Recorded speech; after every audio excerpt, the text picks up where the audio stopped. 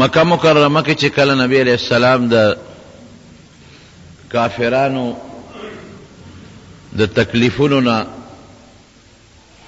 تنگ شو او صحابام تنگ شو، نو نبی علیہ السلام مبارک د مرګرو په مشوره د اسلام د دعوت کار طریقه بدل کړه. نا امید شو د مکې د خلکو نه، هر قسمه محنتو شو د مکې په خلکو خو خوند یې ونه کو. طریقې په دې بدل کړه چې زما او د مکې نه بار چې کم خلق دی، بار قبیلی دی، بار ملکون خارونه دی، هغې له به دعوت ورکم که خدای هغه مسلمانان کی. نو زید ابن حارثه رضی الله عنه ځان سره واغشته او طائف ته لاړ. طائف د مکې مکرمې نه لږ بار علاقه ده، یو لوی غر دی په منځ کې او دا غر نه پورې غاړه طائف دی، او دا په هغه وخت کې یو لوی ښار و لکه اوس یو لوی ښار دی. قرآن حکیم کې الله یو آیت کې دې ته اشاره کړې دی، لولا انزل هذا القرآن على اهل قريتين عظیم. د مکې کافرو به وي چې په دې علاقه کې خو دوه لوی کلي دي، لوی ښارونه دي، یو مکه ده او دا طائف دی، او په دې دواړو کې لوی لوی سرداران شته.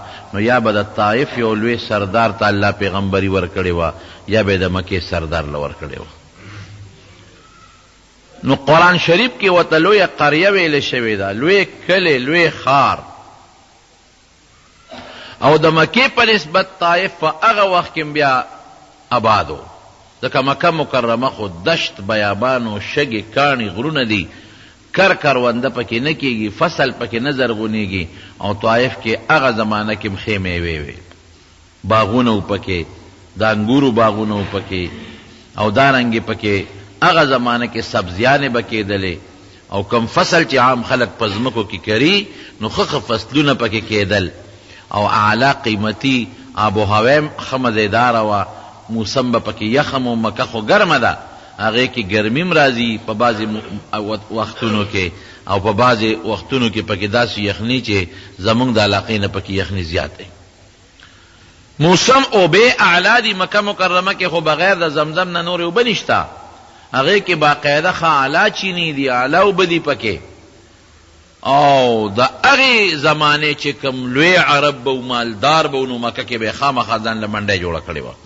لکه اوس چې دا لوی تاجر پیشه دي، د دې علاقې اوسېدونکي دي، نو په کراچۍ کې چا ځان له ځایونه برابر کړي دي، پلاور کې، په اسلام آباد کې، پنډو کې، دې ښارونو کې. دقه رنګې عرب چې کوم مالدار عرب به و، نو هغې ځان له په طائف کې باغونه جوړ کړي وو، طائف کې ځان له کورونه جوړ کړي وو، ځان له ځمکې اخیستې وې.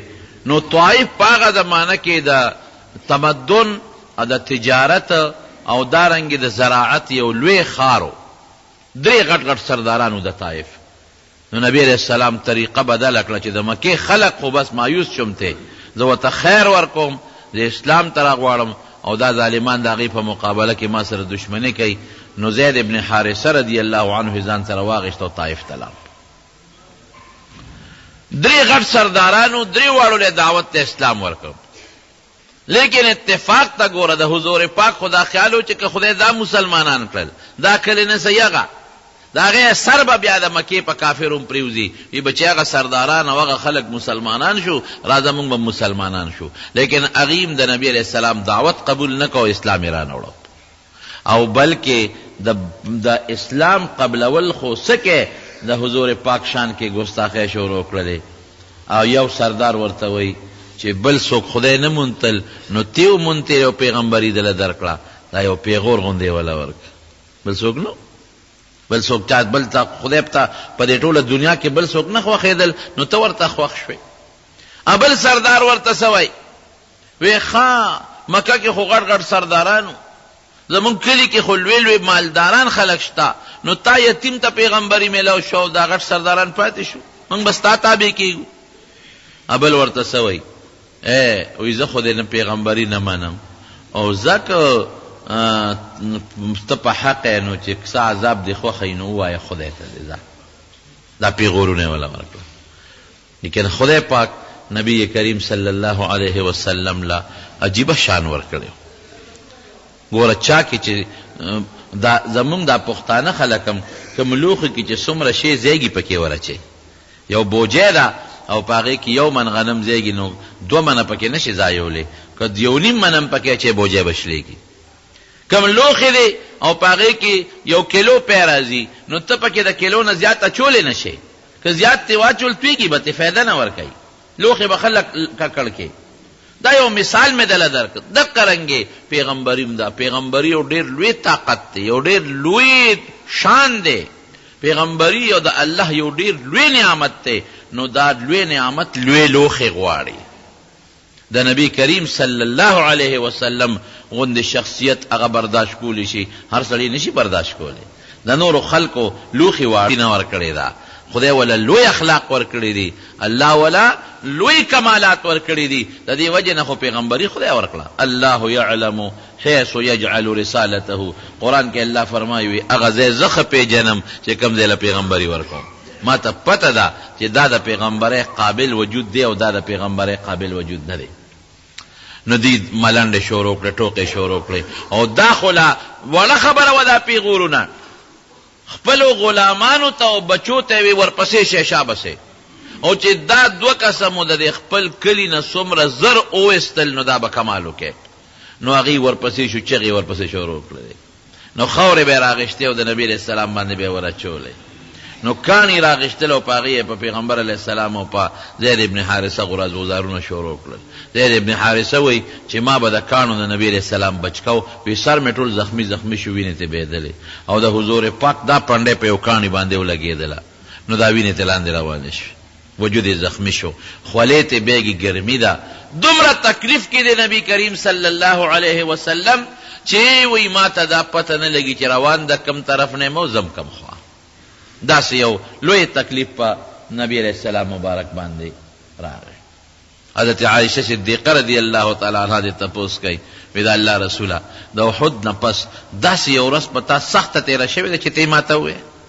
وی او عایشې یو ورځ په ما ډېره سخته تېره شوې ده. الله رسول څنګه وه؟ وی ستا قوم د مکې قریشو چې کله زما تکذیب وکړو زه ونه منلم، او ما ته وی ته دروغجن پیغمبر. نو زه لاړم طایف ته، نو د طایف سردارانو له مې دعوت ورکړ، نو هغې ونه منلم. نو هغې بیا په کاڼو را باندې شروع کړله. وی عایشې په زندګۍ کې د دې نه سخته ورځ ما بله نه ده لیدلې. الله ته درخواست کوي. نبی علیہ السلام دغه وخت کې الله ته درخواست وکړ، ای خدایا زما طاقت ډېر کمزوری دی، زما طاقت ډېر کمزوری دی، او پروردګاره زه چې د اسلام دپاره کم کوشش کومه، خدایا دې کوشش ته الله دا ډېر کمزوری کوشش دی. الله اکبر. حضور پاک هغه خپل کوشش ته کمزوری و. الله دا زما محنت ډېر کمزوری دی، خدای زما طاقت ډېر زیات کمزوری دی، او الله طاقت ستا په لاس کې دی. نو خدایا ګوره عجیبه لفظ وایي، خدایا تا زما دشمن له زما په مقابله کې طاقت ورکړ، تا خپل دشمن له زما په مقابله کې طاقت ورکړی دی، او هغه دشمن چې ستا دشمن دی خدایا زه ورته ذلیله کېږم. الله که ته زما نه راضي یې، ګوره الله که ته زما نه راضي یې او ته زما نه خوشحاله، نو پروردګاره په دې تکلیفونو مصیبتونو مې هېڅ پروا نشته چې ته زما نه خوشحاله. دا د پیغمبر علیه السلام عجیبه دعا ده. خپل طاقت ته وایي کمزوری دی، خپل محنت ته کمزوری وایي، هغه عظیم محنت ته، او یو پټې غوندې د الله دربار کې په داسې عجیبه زاره سوال کوي چې پروردګاره زم ستا دشمن دی او زما دشمن دی، هغه ته ذلیله کېږم. او الله که ته زما نه راضي یې، ته زما نه خوشحاله، نو خدای په دې محنتونو تکلیفونو زما هېڅ پروا نشته، هېڅ کار مې نشته. بیا څه وایي؟ الله ما مضبوط کا، او خدای خپل دین مضبوط کا، الله ما بل چاته مسپاره، خدای ما ځان ته نږدې کا. او بیا اخره کې وایي لا حول ولا قوة الا بالله، خدای د دې تکلیفونو نه خلاصون کې او په دې دعوت او په دې تبلیغ باندې طاقت پیدا کوون کې خدای ستا د ذات نه بغیر بل نشته. الله ته په زارې د الله سوچت کو، نو یو فرشته راله، جبرئیل علیه السلام راغی، وی دا ما سره یو فرشته ده او د الله نه اجازت وغوښت، ستا د اسمان فرشته پس ستا په تکلیف خفه شوې. فرشتو الله ته درخواست وکړه چې یا الله دا نن خو په ډېر لوی تکلیف کې مبتلا دی، خدایا کم قوم له چې خیر خواهی له روان دی هغې پکانولې. الله یو فرشته ده دته ملک الجبال وی، غرونو والا فرشته د ده ټوله بادشاهي الله په دې غرونو باندې دله بادشاهي ورکړې ده. دا فرشته ما سره ده، دا فرشته در باندې سلام وی، او سلام نه پس دې دته یو درخواست کوي. نو حضور پاک ته تپوس وکړو، وی څه وی؟ وی ما الله نه اجازت غوښتې، وی ځه لاړ شه که مدد دنه غواړي وکړه ورسره.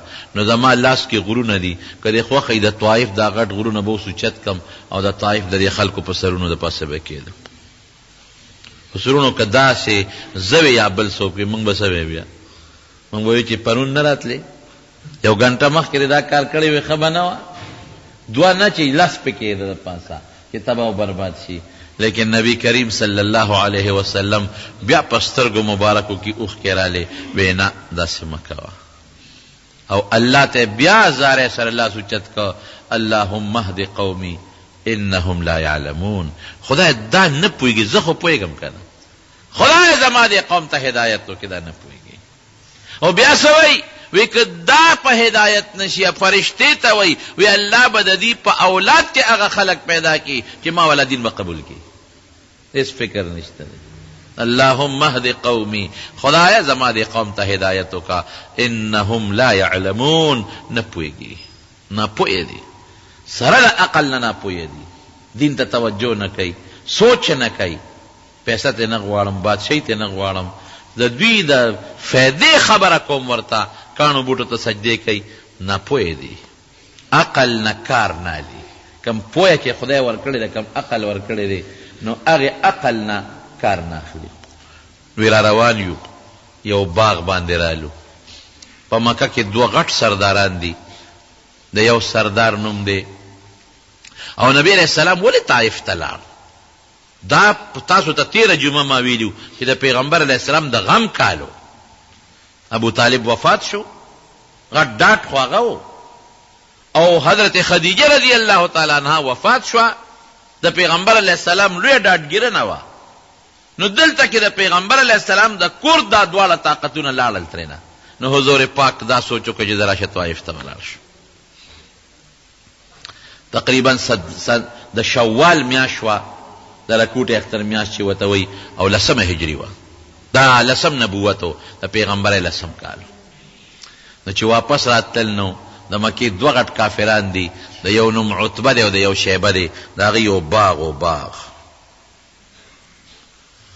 هغې باندې راتیر شو. هغوی چې نبی علیہ السلام وکته چې په خاورو باندې جامې خیرنې دي، وجود نه وینې روانې دي او په تکلیف دی، نو که انسان دشمن هم دی خو بعضې وخت کې په انسان نه نرم شي. او د حضور پاک خو ورته معلوم و چې دا خو زمونږ د کلي دی، د مکې دی، یو ډېر ښه انسان دی، شریف انسان دی، رښتونی دی، نو ړی پې نرم شو. و غټ دشمنان، ړی نرم شو. نو یو غلام یو عداس ته هغه نوم و، عداس، هغه ته وی دا فلانکې خو نه دی؟ وی دی. یاره وی داسې معلومیږي لکه چې چا لوی تکلیف ورکړی دی او په ډېر لوی تکلیف کې روان دی، دی به تږي مې غریب او دی به وږي مې. نو عداس داسې وکړه، وشه یو څو غنچکه انګور روشو کوه مزېدار، او لوښه کې واچوه دا وله یوس. هغه یو څو غنچکه انګور روشو کول، لږې اوبې راواغېشتې او نبی کریم صلی الله علیه وسلم ته پیش کړلې. یو سوري ته نبی علیہ السلام کېناست، بیا خدای ته لاس اوچت کړ، ای الله د بې کسو رب ته ګورې چې څوک بې څوکی هېڅ څوک یې نه، خدای د هغې مل دی.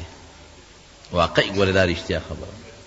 هر څومره چې دنیا کې دی ظالم رونیسي او ظلم در سره ظالم کوي، د دې مظلوم آه او فریاد دا خدای له دی.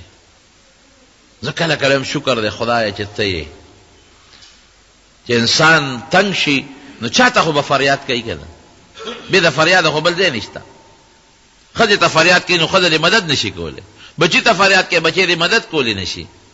نو د مدد دپاره به بیا مونږ کاڼو بوټو ته لاسونه اوچتول. شکر دی خدایه چې هغه ذات شته چې هر ځای زمونږ فریاد اوري، هر حالت کې زمونږ د تکلیفونو نه خبردار دی، هر وخت کې مونږ ته را رسیدي شي او زمونږ نه تکلیف لر کولی شي. دا مو په ایمان دی رونو ګورئ. ای د بې کسو ربه، ای د بې څوکو ربه، ای د مظلوم ربه، د مظلومانو ربه، خدایا زما مدد وکړه. چې انګور یې ورته راوړل او څنګه یې کېښودل، نو نبي علیه السلام د هغې نه چې دانا غېشته نو لومبی وایي بسم الله الرحمن الرحیم. نو عداس پوه شو د عیسایي و، نه عداس عیسایي مری و. هغه وی دا دې څه ووې، تا څه ټکي ووې؟ هغه ته خو پته وه چې دا خو بسم الله خو د مکې خلک نه وایي، او د الله په نوم خو دا مشرکان شروع نه کوي چې دا د الله نوم یې واخېسته او بسم الله ووې. یاره دا سړی خو څه ناشنا غوندې سړی دی. مکه کې خو څوک بسم الله نه وایي، طایف کې خو څوک بسم الله نه وایي. بسم الله وایي نو دا وی دا دې څه ووې، چا نوم دې واخېسته، ته څوک یې؟ نبي علیه السلام ورته خپل نوم واخېسته فلان کې. خلکو خو پېژنده. نبي علیه السلام دې تپوس وکړه د هغه عداس نه، وایي ته څوک یې، د کوم ځای یې؟ وایي زه د نینوا علاقې یم، نینوا، او دلته غلام یم. نبي علیه السلام ورته وایي ښه د یونس علیه السلام د کلي یې، کوم ښار ته چې الله یونس علیه السلام لېږلی و تبلیغ دپاره، دعوت دپاره، د یونس علیه السلام د کلي یې. هغه عداس بیا حیران شو، وی ته یونس څه پېژنې؟ تا ته څه پته ده؟ حضور پاک ورته وفرمایل هغه زما ورور و که هم د الله پیغمبر و او د قوم د هدایت دپاره الله لېږلی و، او زم د الله پیغمبر یم او د دې قوم د هدایت دپاره الله را لېږلی. چې دا څو خبرې د دې عداس د نبي علیه السلام سره وشوې هغه ته پته ولګېده. نو عداس ورپاسېد او د نبي علیه السلام تندې مبارک یې ښکل کړ او پیغمبر علیه السلام ته فوراً وایي چې د الله رسوله ما ځان سره ملګری کا، ته رښتونی پیغمبر دین دې رښتیا دی. وی اشهد ان لا اله الا الله و اشهد ان محمدا عبده و رسوله. مسلمان شو. هغه ځای نه عتبه شیبه ورته ګوري، هغه یو ورور بل ورور ته وایي لالا. د لالا لفظ ګورې مونږ وایو ښه، لالا یا کاکا وروره. سړي باندې خواصر وشو، مونږ لېږلی سلو او منځ کې سړی را بل طرف ته لاړ. چې عداس واپس راغی وی دا تندی دی ولې ښکل کو؟ وی سر عتبه شیبه ای زما سردارانو، زما دې د الله په ذات قسم چې دا رښتونی پیغمبر دی، ما ته پته ولګېدله او مې زه ملګری شوم. او تاسو ته م وایم ای د مکې خلکو، لوی نعمت خدای در کړی دی، لوی نعمت. دې نعمت نه بل خوا مه ځئ، دا قبول کړه دا نعمت. هغې ورته وی عداسه زوړ دین دی خو ګورې مه کوه مه کوه مه کوه. بیا د بدر جنگ وروسته جوړ شوی دی، هغې له چې کافران کله تلل نو دا عتبه او شیبه هم د یک جنگ له روان شو. نو دا عداس راغی مینت یې ورته شروع کو، وی ای زما سردارانو که نور د مکې خلک زی به تاسو مه ځئ. دی وی نه موږ ځو، خامخا ځو، ټول سرداران ځي موږ به پاتې کېږو. تاسو یقین وکړئ چې دې عداس د خپلو سردارانو له خپې ونیوې، د خدای خاطر وکړئ مه ځئ، د پیغمبر مقابلې له ځئ تاسو، د خدای د پیغمبر. او که زه مرګ وینم چې مرګ له ځئ ګورئ. ای زما سردارانو ما ستاسو رزق خوړلی، ستاسو جامه مې اغوستې ده، ستاسو روزي مې خوړلې ده، نو زه تاسو ته درخواست کوم په خپو درته لاسونه اکدم چې مهرباني وکړئ مه ځئ. ما زه ستاسو مرګ اینم که لاړی، دنیا کې هم ذلیله کېږي او آخرت کې هم ذلیله کېږي. هغه منې نه شو، هم حقه لاړل او دغه عتبه او شیبه خدای پاک دواړه بیا په بدر کې مرداران کړل.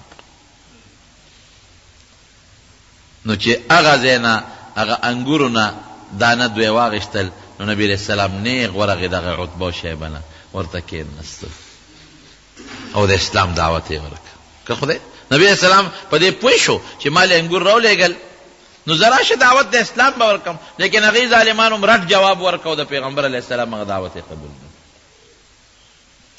چې واپس راته نو په لاره کې یو ځای د نخله ورته وایي،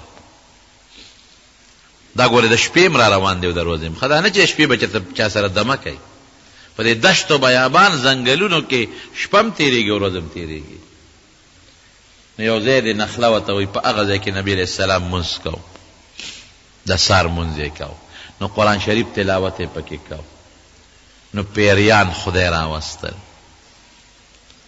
پیریان د عراق د علاقې وو دا پیریان به بر اسمان ته ختل ګرځېدل به په اسمانونو کې نو چې کله عیسی علیه السلام خدای پاک څلورم اسمان ته وخېجو نو د دوی تلل د څلورم اسمان نه اخوا بند شو نو چې کله نبی علیه السلام مبارک له خدای پاک وحی ورکړه او پیغمبري ورکړه او د اسمان هم دوی بند شو دی بیا اسمان ته نشو خطی دی که سرکش تیز هر قسم پیریان لکه انسانانو کې بعضې تیز طاقتمنی بعضې کم طاقت والی زمونږ د خلکو خو هغه طاقت نشته کوم چې د افریقې د ځنګلونو والا خلکو کم طاقت دی د پیریانو د مشرانو د یو بل ته وو چې دا څه چل دی چې مونږ به نور کله اسمان ته ختو نو ډاډه بتلو اوس چې مونږ اسمان ته ځو نو په مونږ شغلې راځي دا هغه ځای نه شغلې را باندې راځي تاسو چکر ولګوئ وګرځئ معلومات واخلئ څه چل شوی دی نو دا پیریان خواره دي څوک یو خوا داسې ناشنا کار شوی دی هر څه چې دي خو څه ناشنا کار شوی دی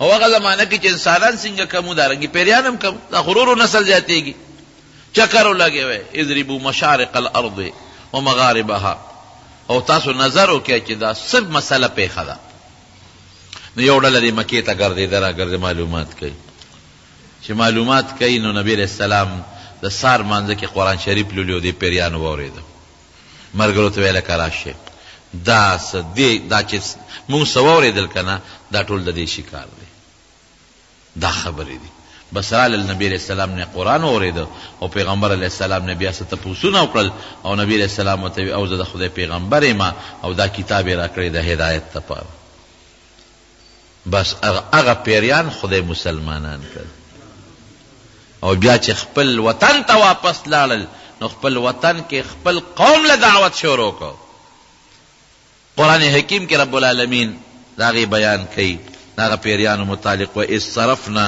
الیک نفرا من الجن یستمعون القرآن یو ډله مو درته راواړوله انسانان نه مسلمانېږي ودرېږي اوسو پیریان درته مسلمانو هغې قرآن واورېده فلما حضروه قالوا انصتوا چې قرآن یې واورېد ملګرو ته چپ شئ لکه فلما قضوا چې پیغمبر علیه السلام هغه قرآن ختم کو ولوا الی قومهم منذرین نو خپل قوم ته لاړل او بیا قوم د خدای د عذاب نه یرو قوم ته مسلمانان شي بل دی راځي انا سمعنا قرآنا عجبا ا دې پیریانو خپل قوم ته وی مونږ یو قرآن واورېد او ناشنا کتاب دی ناشنا شی دی یهدی الی الرشد فآمنا به هدایت طرف ته خلق بلی خلق ورسمی په نیغه لار باندې موږ په دې قرآن ایمان راوړو خدای هغه د عراق د نصیبین علاقې چې کم پیریانو هغه رب العالمین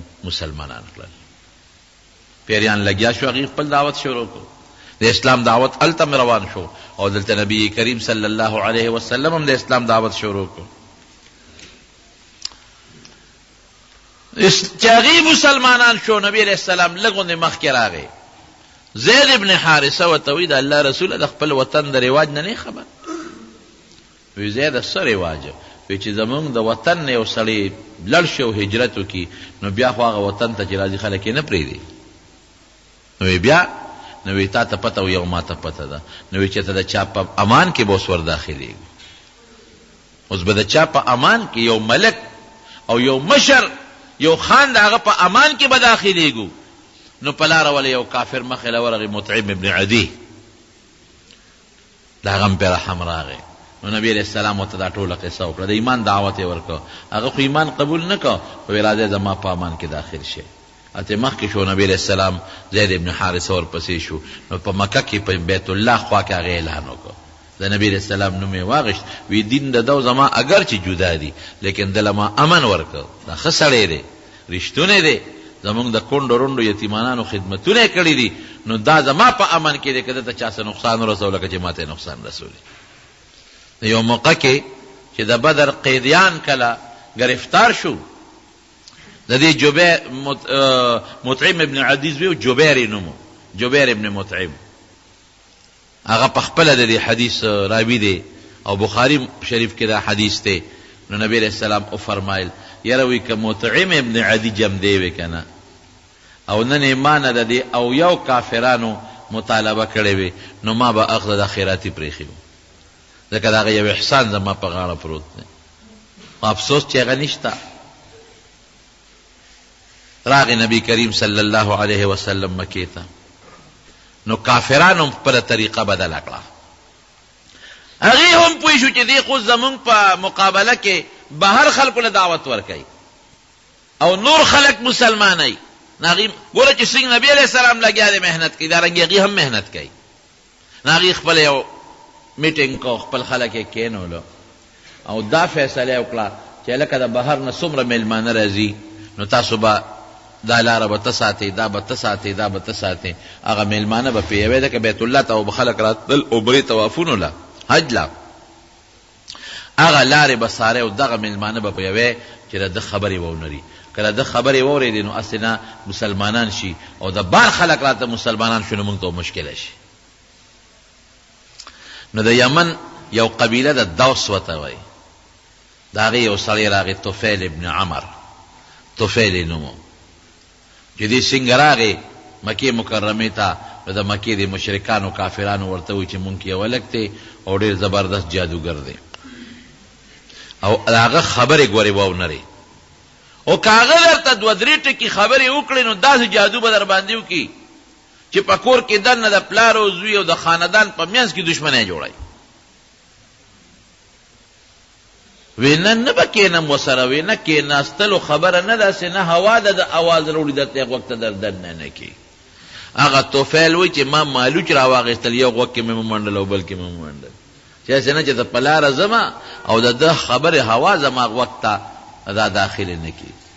ده ته به یې ذوالقطنتین وی، قطن مالوچو ته ویلې کېږي. ذوالقطنتین د ده لقب مالوچو والا، یو غوږونو کې مالوچ منډلي بیت الله نه تاوېدم چې هسې نه چې تاوا ده د خبرې رونړي. یو ځل مېړه کې سوچ وکړو چې زه څه پاګل او لیونی خو نه یم چې غوږونه مې ځله د مالوچو ډک کړي دي، لرې که دا مالوچ مې ښکته وغورځول. او بیا مېړه کې سوچ وکړو چې راشه دی هلک له ورشه څه خبرې ترې واوره، زه څه بېوقوف او قمقل خو نه یم چې هسې به هوا خبره راوړو په ما به جادو کېږي، په ما به اثر کېږي. نو یې نیغ ورغلم نبي علیه السلام له، نو یې ما ورته وی چې دا خلک خو ستا خلاف دا میلمانه منې کوي، څه چل دې جوړ کړی دی، دا څه مسلې دې جوړې کړي دي، دومره قوم دي دشمنان دي.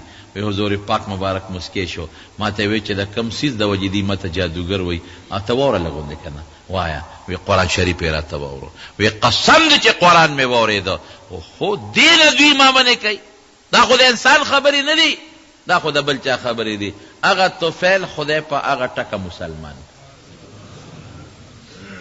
خدای هدایت ورکو. دې ورته څه وایي نبي علیه السلام ته، وی زه به اوس څه کوم، تا سره دلته ملګری بیم، ډانګ به راسري توره به راسري.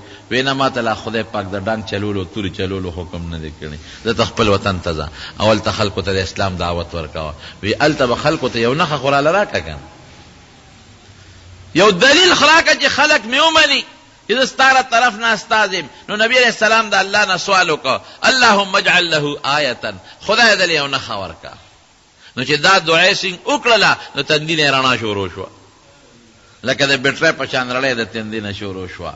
نو دی خو خوشحاله و چې زه دا خو زما یو مضبوطه رڼا ده او زه به قوم ته یم نو قوم به زما دا خبره ومني. نو چې څه منځې لاړ نو بیا وایي چېرې دا رڼا خو مناسب نه ده، خلک به وایي چې دا په تندي ستاسو اثر وشو او د برګې مرض دی پې پیدا شو او دا خو د هغه برګېتوب هغه دغه دی څه ورته وایي هغه چمک دی. نو الله تعالی د خلکو سره چا سره کونټۍ وي چا سره چابکي، نو خدای هغه رڼا را د چابک ته را منتقل کړه. نو چابک به اړقو لکه د بیټرۍ غوندې رڼا به کول. راغې قوم ته قوم ته دعوت ورکړو، لیکن خپل د پلار نیکه دین پرېښودل څه اسانه خبره نه. 6 کاله 8 کاله د په خپل قوم کې تیر کړل، خو ډېر کم خلک مسلمانان شو، ډېر کم خلک. نو یو ځل راغی نبي علیه السلام ته، بیا د هغه وخت چې نبي علیه السلام مدینې منورې ته هجرت کړی و، 9مه هجره کې دی نبي علیه السلام له راغی. وی د الله رسوله زما قوم دوس ته خیره وکړه چې خدای پاک یې هلاک کړي، ځکه زما په کلونو شو چې لګیم دعوت ورکوم او تا چې راله کومه نښه راکړې ده هم ورته ښکاره کوم او بیا هم زما قوم نه مسلمانېږي. نو نبی علیہ السلام بیا مسکی شو او لاس یې اوچت کړل وی اللهم اهد دوسا وأت بهم، خدای د قوم مسلمانان کا. خیره ورته ونه کړه او خدای ټول دلته راوله. زه وی ما ورته دعا وکړه خدای به د قوم مسلمان کړي. نه یو دوه خاندانونه مدینې ته راغلل، یو ته به اوس وی بل ته به خزرج وی. د دوی خپل نوم ابن قیلاو. د دواړو قومونو دلته مدینه کې خپل رهایش اختیار کا. نو د مدینه یهودیان خو پکې اوسېدل، هغوی سره تعلقات به غمخادي وه. نو د مدینه یهودیانو به د آخر زمانې د پیغمبر خبرې کولې چې د آخر زمانې پیغمبر به راځي او دا صفت به وي، دا صفت به وي، دا صفت به وي. لکه اوس چې موږ د عیسی علیه السلام بیان کوو چې عیسی علیه السلام به راځي یا مهدي به راځي، یا موږ دا وایو چې یاجوج ماجوج به راځي یا دجال به راځي. داسې قسمه خبرې به د مدینې یهودیانو کولې. او چې دې انصارو سره دې اوس او خزرج سره به کله جګړه شوه نو وی به زمونږ هغه پیغمبر را روان دی ګورې وکانو من قبل یستفتحون علی الذین کفروا. وی هغه پیغمبر را روان دی، هغه هغه به ډېر لوی غلبه به موږ به ملګري کېږو، تاسو به بربادو. نو دې د مدینې خلکو د یهودیانو نه د نبی علیہ السلام مبارک صفتونه اورېدلي. نو دا شپږ کسه چې د مدینې حج له رالل، نو د مکې کافرانو خو زور لګاو چې د چا سره خبرې ونه شي او د ده خبرې څوک ونري. نو نبی علیہ السلام هغه شپږ واړه راوستل. مینا کې یو غونډی وه، عقبه غونډی ته وایي. اوس چې دا کوم ځای کې زمونږ دا پښتانه ورته غټ شیطان وایي، جمره عقبه، دې سره خوا کې یو غونډی وه. هغه غونډی څه موده وه، اوس یو 3-4 کاله شو چې سعودي حکومت هغه غونډی لر کړې ده یا ختمه کړې ده. د هغې غونډۍ شاته دا شپږ کسان نبي علیہ السلام ځان له کړل. وی لږ دې خوا ځان له شئ، د تاسو سره یو څو خبرې کوم. هغوی ځان له شو. چې ځان له شو نبي علیہ السلام علیه اسلام دعوت ورکړو. هغوی چې د پیغمبر علیه السلام خبرې واورېدې او د نبي علیہ السلام د اوصاف او صفتونه یې ولیدل، هغوی پوه شو. هغوی ویل که دا خو هغه هلک دی چې هغه مونږ ته یهودیان وي چې د آخرې زمانې پیغمبر به راځي.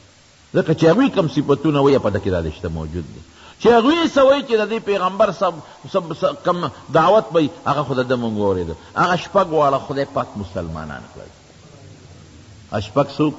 مشر پکې حضرت اسعد ابن زراره رضی الله عنه، دا پکې مشر او څه نومونه درته نورم ویم. اسعد ابن زراره رضی الله عنه دی، او عوف ابن حارث رضی الله عنه، رافع ابن مالک رضی اللہ عنہ، قطبہ ابن عامر رضی اللہ عنہ، عقبہ ابن عامر رضی اللہ عنہ، او حضرت جابر ابن عبداللہ مشہور صحابی دے رضی اللہ عنہ. دا شپږ کسان خدای پاک مسلمانان کړو. چې مسلمانان شو نبی علیہ السلام ته په مکه کې د ما دشمنان ډېر زیات دي او تاسو ځای په خپل وطن کې خلکو ته اسلام دعوت ورکړئ. دوی لاړل، نو دوی اسلام دعوت شروع کو. نو یو څو کسان خدای نورم مسلمانان کړل. نو آینده کال په 12 د نبی علیہ السلام د نبوت دوی ځان سره شپږ ویو، 7 کسان یې ځان سره نور راوستل. او د هغې غونډۍ شاته نبی علیہ السلام ورسره دا نیټه کړې وه چې د مینا د اختر دا لومبۍ ورځ او دویمه او درېیمه دا به دلته یو بل سره خبرې کوو. د هغې غونډۍ شاته د دې لم نبی علیہ السلام دعوت ورکو. هغه 7 کسان هم خدای مسلمانان کړل. نو پیغمبر علیہ السلام نه دې مطالبه وکړه، وی صاحب زمونږ خلک ډېر ښه مسلمانېږي، خو که مونږ لم یو قاري راکړه چې مانږ سره لاړ شي، یو عالم، یو مولانا صاحب چې مونږ ورته وایو، یو عالم هم راله راکړه. نو نبی کریم صلی الله علیه وسلم ورسره 2 صحابه ولیږل. یو په سترګو نابینا دی، عبدالله ابن ام مکتوم رضی الله عنه، یو یې هغه ورسره ولیږه، او یو ورسره حضرت مصعب ابن عمیر رضی الله عنه ولیږه. وی زه دا دواړه به درسره او دوی چېرته کېنوی او دوی به د قرآن تعلیم خلکو له ورکوي او دا درس د قرآن یو مدرسه وله جوړه کړي. دا دواړه یې ځان سره بوتلل. ګوره ورونو، یو په سترګو ړوند دی ړوند، عبدالله ابن ام مکتوم نابینا دی، لیکن خدای ته څونه ګران دی. مدینه منوره کې د اسلام دعوت د شروع کو د پیغمبر علیہ السلام په حکم. یو ځل نبی علیہ السلام په مکه کې د مکې مشرکانو دعوت ورکاو. د مکې د مشرکان یو څو سرداران د عغیب سازش کو هغوی په خپل ساده شو، نبی اسلام سره کېناستل، یاره وایي موږ میټینګ وکړو د موږ اسلام تړه کېږي. خو تا سره دا کمزوري مسلمانان دي چې دا ټول زموږ پرون غلامان او نوکران، بلال دی او صہیب دی او دا خلک، نو ته دا ځان نه لرې کا، دا لرې کا، ځکه موږ دوی سره په یو پوړ نشو کېناستی او په یو صف دوی سره نشو کېناستی، دا لرې کا، نو ممکن ده موږ ستا قرآن او اسلام ته مړه کېږي چې موږ مسلمانان شو. دې مطلب دا چې موږ خاصم اسلام نه راوړو، خو چې دا خپل خو دې پردي کړو که نه. حضور پاک وی نه، اسلام کې خو بیا مالدار او غریب یو شی دی، په یو صف پکې نه. وی ښه چې هغوی پوه شو چې داسې نه کېږي، نو بیا ورته څه وایي، وی ښه یو ورځ دوی له مقرر که، یو ورځ موږ له مقرر که، نو کېدی شي موږ ستا قرآن وورو او موږ مسلمانان شو. نو نبی علیہ السلام دې طرف ته لږ میلان پیدا شو چې زه خیر دی یو ورځ به د دوی له ورکم، چې دوی زما د غریبانانو ملګرو سره په یو ځای نه کښېني، یو ورځ به دوی له ورکم، یو ورځ د خپلو زړو ملګرو له، که خدای مسلمانان کړ بیا به زما د غریبانانو سره یو ځای ناست دي. دا خبرې کولې چې د عبدالله ابن ام مکتوم دا نابینا صحابي را روان دی، دې خو نظر یې نه لګي چې څنګه راغی پیغمبر علیه السلام ته مخامخ ودرېده او نبی علیه السلام ته یې د الله رسوله علمني مما علمك الله، تا ته چې خدای ښودلي دي ما ته مو ښایه، ما ته څو ښایه. نو نبی علیه السلام مبارک دې ځای کې یو پوټې تندې مبارک درون شو او کافر مو قوم ته وګوره که نه، وی موږ دا خلک یادو چې دې سره یو ځای نه کینو، دا وګوره د مجلس په ادب نه پوهېږي، زموږ سره خبرې کوي او دې راغی زموږ خبرې کټ کړې، موږ ځان نه مجلس کوو، زموږ مجلس یې خراب کړ. نو حضور پاک په دې نابینا صحابي لږ یو پوټې غمجن شو چې دې وخت کې ته څه له راځې د خدای بنده هلته کښېنه، دې سره زه فارغ شمه، دا کافران دي دعوت ورکوم که خدای مسلمانان کې، دې وخت کې ته ولې رالې. فوراً قرآن شریف کې الله آیت نازل کو، پیغمبر علیہ السلام یې ملامته کړ، عبس وتولا ان جاءه الاعمى، وی چې دا ړوند دله راغې نو تا ورته تندې مبارک را ګونجې کړ او تا ته مخ واړو، وما یدریکا لعله یزکا، دی خو دې له راغلی دی، تا ته پته نشته، دی خو دې له راغلی دی چې دې د ګناهونو نه ځان پاکول غواړي. ورپسې څنګه دی؟ او یذکر فتنفعه الذکرا، دی خو نصیحت قبلی دې له راغلی دی، او دا چې تا نه کوم تورا تو دی خدای دې بیخو باسي رو کوه، دا نه مسلمانېږي لر کوه. نو چې دا نابینا صحابي په حق نبی علیہ السلام ته الله ملامتیا راولېږله قرآن شریف کې، نو چې بیا به دې را روانو که نه، نو حضور پاک به ورته د خپل ځای نه پاڅېد، وی مرحبا بالذي عاتبني فيه ربي، وی هغه کس ته مبارکباد دی او هرکلی دی چې د چا په حق کې زه خپل رب ملامته کړی. دا نابینا صحابي اسلام کې نابینا دی یو سړی، تور دی رنګه یو سړی، ګوډ دی یو سړی، شل دی یو سړی، معذور دی یو سړی، لکه ایمان پروت دی، قسم دی د ډېرو ښکلو خشته مضبوطو مالدارو ځوانانو نه چې ایمان پکې ني، د خدای په نزد ډېر بهتر دی. دا تفریقه اسلام نه کوي، بیا ایمان ته ګوري. او دا دویم چې د مصعب ابن عمیر چې دی ورسره ولېږه، د ده د مکې عجیبه زندګي وه، د مکې داسې زندګي وه چې ده به کم از کم د 200 درهم روپۍ خو ډېر ورکوټه شی دی جامه اغوستله، او چې یو جوړه به یو ځل واچوله دوباره به بیا نه چوله، نو مالدار. او چې په لاره به ته نو نوکرانو به اوس خلک چترۍ نیسي که نه، نو نوکرانو به پې څادر د پاسه نیولی چې نور پې ونه لګي. او چې په اس به سورو نو یو اس به ته ښي طرف ته روانو، د نوکر یو به ته ګس طرف ته روانو، لکه دا اوس چې کوم پروټوکولي په دې طریقه به ګرځېده. او چې کله اسلام راوړه او مسلمان شو، یو ځل نبی کریم صلی الله علیه وسلم په جماعت کې ناستو، دا مصعب ابن عمیر تېرېده، نو حضور پاک وجړل چې ده ته یې وکتل، نو چا ورته د الله رسوله ولې دې وجړل؟ وی د مصعب هغه د اسلام نه مخکې ژوند را مخکې شو، د اوسني ژوند ته یم ګورم، د اسلام نه مخکې به د کمې جوړې چولې او کم د نعمت ژوند به یې تېرو، نور به د ده په وجود نه لګېده، او یو جوړه به یو ځله چوله دوباره به یې نه چوله. اوس چې مې ورته وکتل نو جامو ته یې غټې غټې ټوټې لګېدلې دي او خیرن وجود دی، او د صادر یو د لنګ یو پلو په ځمکه راښکي شي او بل اوچت دی، پروا یې نشته.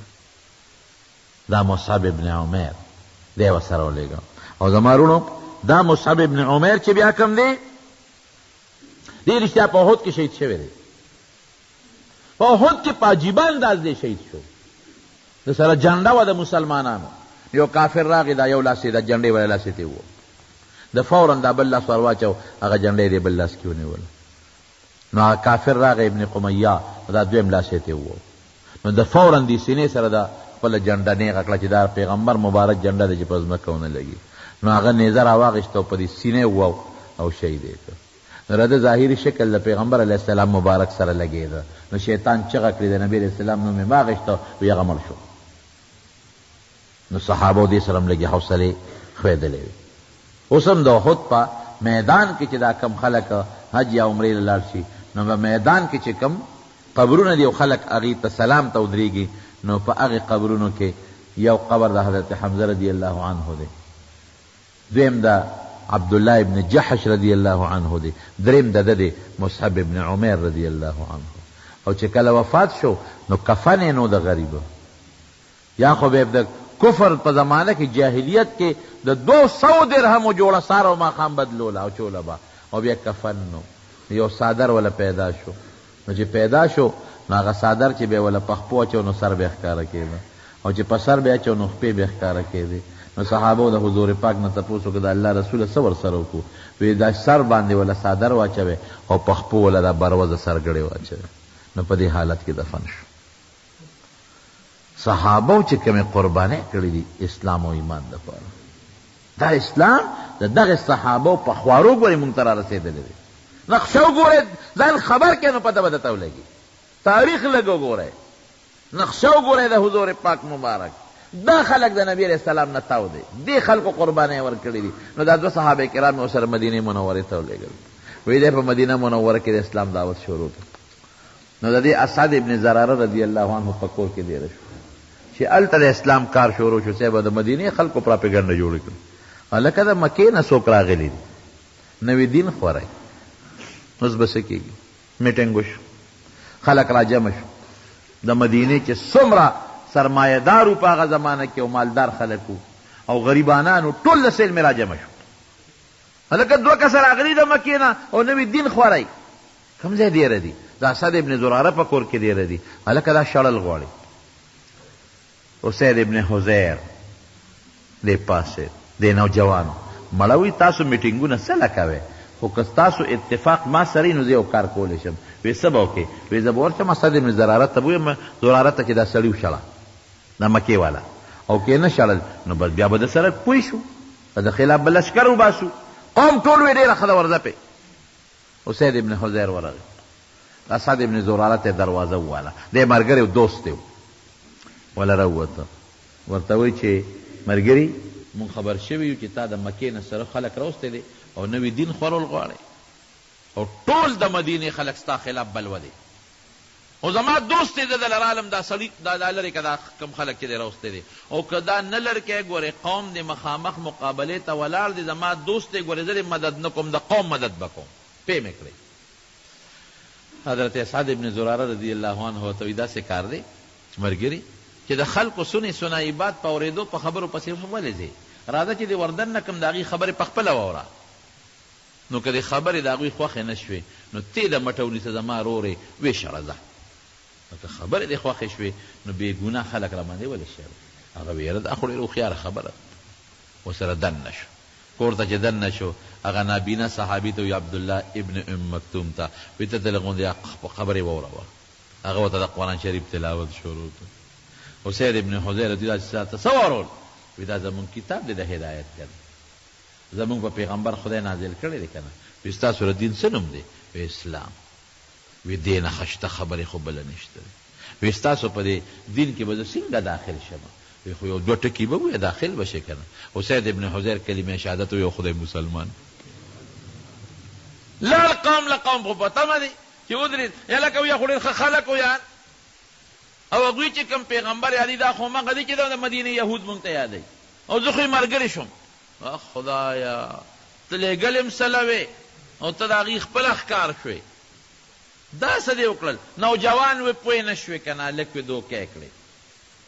سعد ابن معاذ رضی الله عنه دی لوی قوم سردار دی اپاسید وی تاسو هم ما منئ چې زه مشر یم وی او وی دا چا چې دا مسلمانان راوستي دا د مره ترور دوی دی زه ورځم زه پیوم لاول زما حق دی او که پوه شو ښه دا مسلمانان یو شل خو ټیک تا او که پوه نه شو نو زما را ترور دوی خو تاسو سره ودرېږم هغه سره نه ودرېږم هغې ډېره ښه دی ورغه چې ورغی د ترور دوی قوم دی ټول بلوه دی دا دې څوک راوستي دي د مکې نه او زمونږ زوړ دین پسې لګیا دي خبرې اترې کوي او خراب دین دی پلار نیکه ته زمونږ بد وایي دا لرې کوه د قوم مقابله نشي کولی او زه دې د ترور دویم ګورې زم د سره نشم ودرېدی قوم سره به ودرېږم او ته څه وایي بیا وی ترور دویه دا میندې خویندې وي وی دا زره دننه شه او د هغوی خبرې واوره او که خبرې غلطې وي نو څه ما د ترور زوی په ما دې لخه پکېږي د مټې ونیسه تیو شله وی ډېره ښه ده چې ورغې همغه نابینا صحابي ته وایي یو څو خبرې ورته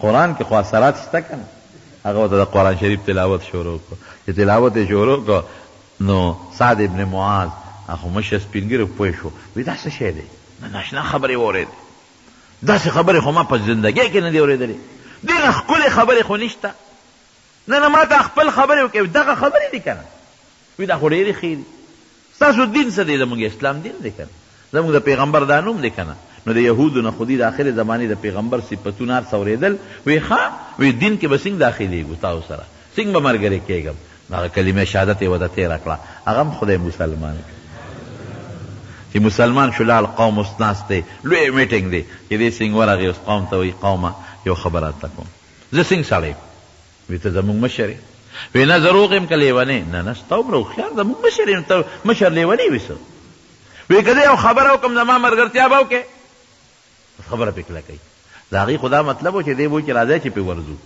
نن سبا خو دې ته خلک خوشحالېږي راځئ چې پې ورځو وایي صاحب ته مخکې کېږه ته به مخکې مونږ به در پسې یو او شتاق یقین په خدای وکړه چې ته اډر کوه وی بالکل چې زه څه ویم منې را سره وی ښه د هغې خلکو خبرې ما واورېدې ډېر رښتونی خلک دی رښتیا دینی دی او دا کم پیغمبر چې دی دا همغه دی چې یهودیان د آخر زمانې پیغمبر یادوي او زه یې ملګری شم او تاسو ته ویم چې اسلام راوړی ملګري شئ په هغه مجلس کې چې څومره په سوونو خلک ناستو په یو جبه خدای ټول مسلمانان کړل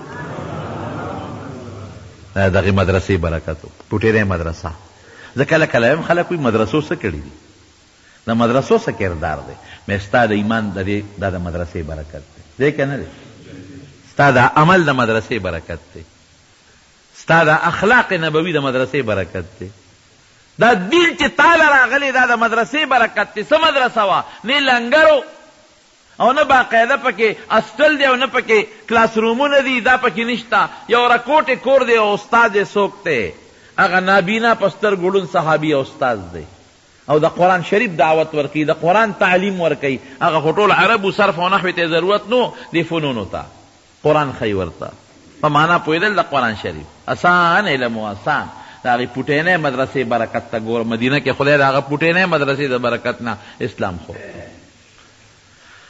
ګڼ کسان مسلمانان شو مدینې فضا بالکل بدله شوه نو په سن 13 نبوي باندې 1500 کسان د مدینې نه حج لراتل نو 73 کسان هغه مصعب ابن عمیر هم ورسره شو دا حج لرال خو پټ نور چاته غږ نه کو چې د مکې خلک خو انتشار جوړ نه کي نو د هغې غونډۍ شاته نبي اسلام له اطلاع ورکړه چې د مدینې خلک راغلی دي او ته راشه د هغې غونډۍ شاته نبي علیه السلام ورله دعوت ورکړه هغه هم خدای مسلمانان کړل نو هغې دغه وخت کې پیغمبر علیه السلام له د هجرت دعوت ورکړه وی موږ سره مدینې ته لاړ شو دلته خو تا باندې لوی تکلیف تېرېږي په ملګرو د لوی تکلیف تېرېږي او مدینه کې الحمدلله کور په کور د اسلام جنډه ولاړه هر کور کې یو دو مسلمانان دي او قومونه مسلمانان دي هیڅ دشمن پکې نشته او که څوک دشمن شته نو مسلمان دومره دی چې غږ نشي کولی دشمن مقابله نشي کولی مسلمان مضبوط دی نو ته مهرباني وکړه موږ سره مدینې ته هجرت وکړه حضرت عباس دغه وخت کې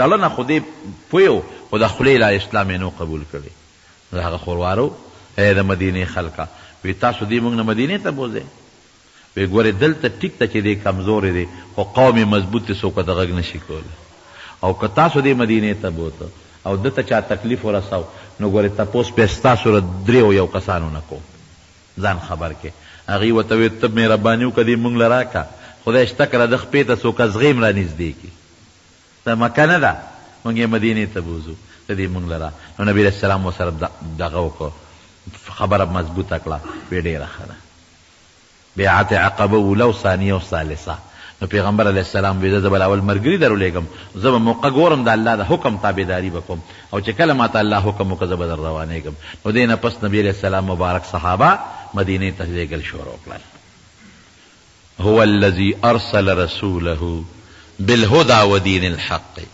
الله فرمای الله غزاد ته چې خپل پیغمبر یې راولېږه په هدایت باندې او پرشتونی دین لیظهره علی الدین کله چې نبی علیہ السلام په برکت او په ذریعه به الله دا اسلام په ټولو دینونو غالب کوي او چې څومره دینونه دي دا به ټول د اسلام خپل راځي اسلام به اوچتېږي نو خدای پاک د اسلام جنډه اوچته کړه